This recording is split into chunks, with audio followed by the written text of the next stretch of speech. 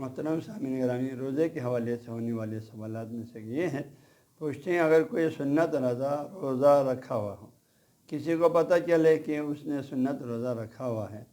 اور اسے روزہ افطار کرانے کے لیے اسے کھانا پیش کریں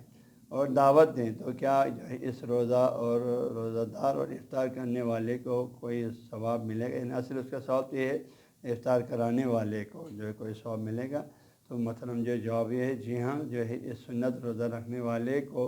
ہاں جی اس کو بھی اس کے روزے کا پورا ثواب ملے گا اگر وہ افطار کریں دعوت ہونے کی صورت میں، اور جس نے اس کو پتہ چل گیا یہ بندہ روزہ دار ہے، اس کے افطار کرانے کے لیے اس نے کوئی کھانا پیش کرا ہے سنت روزہ کا، تو اس کو بھی پورا ثواب ملے گا، ہاں اس کو ثواب ملے گا۔ اور روزہ رکھنے والے کو جو روزہ جس نے رکھا اس کے لیے تو دعوت ہونے کے بعد جو ہے اس کو روزہ رکھنا مکروہ ہے، اس کا ثواب کم ہو جاتا ہے، اس کا کھانے میں ثواب زیادہ ہے، مکروہ کا مطلب یہ ہے،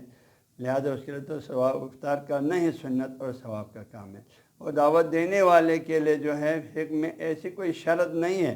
کہ اسے دوسرے شخص کے روزہ رکھنے کا پتہ نہ ہو پھر کھانا کھلائے، نہیں بلکہ پتہ نہ ہو دونوں صورتوں میں اس نے افطاری کے کرایا، اس کے لیے پیش کیا، کھانے پیش کیا، چائے جو پیش کیا، اس کو اپنا ثواب ملے گا۔